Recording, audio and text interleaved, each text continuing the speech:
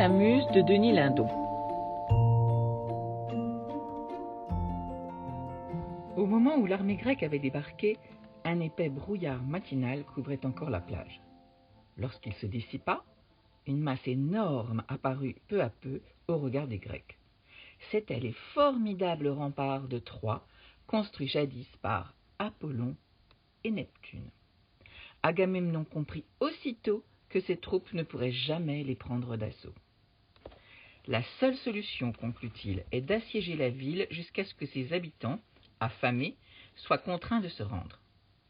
Il ignorait que les greniers de Troie contenaient assez de vivres pour soutenir un siège de 20 ans et qu'en outre, abritée derrière ces murailles, l'armée troyenne était aussi puissante que l'armée grecque.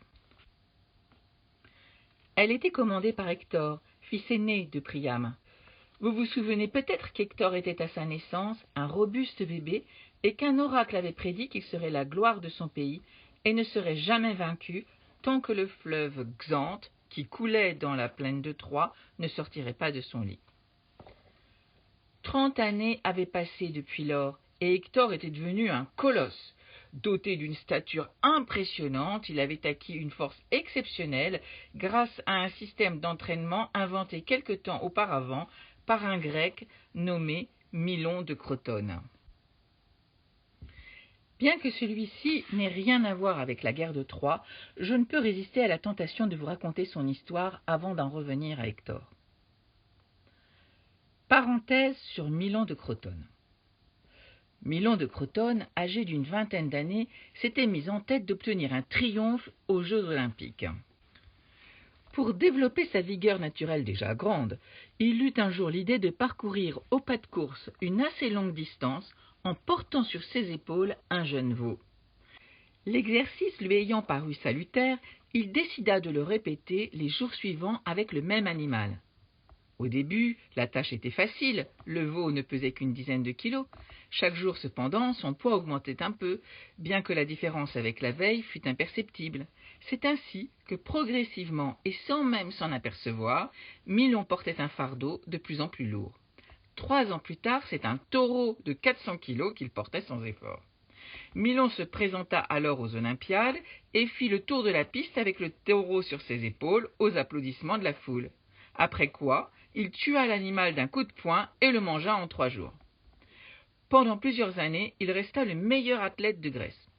Mais jour après jour, il vieillissait insensiblement comme le taureau avait grossi, c'est-à-dire sans qu'il s'en aperçût.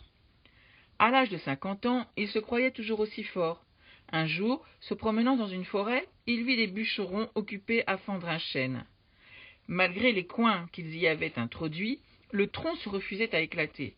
« Je vais vous aider, dit Milon. » Il glisse ses mains dans la fente, dans l'intention d'écarter l'une de l'autre les 2 parties du tronc, et ordonne qu'on retire les coins. Le tronc se referme alors sur ses doigts et les emprisonne. Tous les efforts pour le dégager sont vains.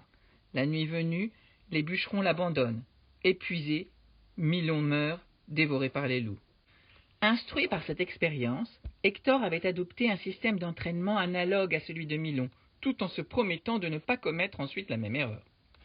À chaque printemps, il allait s'entraîner au lancer du poids dans un champ de citrouilles. Au début, les citrouilles qu'il ramassait étaient de la grosseur d'une pomme et il les lançait aisément à 50 mètres. Peu à peu, elles grossissaient jusqu'à atteindre 10 kilos. Mais grâce à son entraînement régulier, Hector s'apercevait à peine de la différence. À 30 ans, il était devenu le guerrier le plus fort de Troie. Au surplus, il était courageux, généreux et plein de bon sens. Il était donc adoré des Troyens. Depuis qu'il commandait leur armée, le Xanthe n'était jamais sorti de son lit, et Hector était resté invaincu. Ce n'est pourtant pas sans inquiétude qu'il vit débarquer sur le rivage l'armée grecque, au milieu de laquelle il pouvait voir briller, au soleil levant, le casque, la cuirasse et le bouclier d'Achille, ce guerrier redoutable entre tous. Hector n'était pas le seul à contempler cette armée.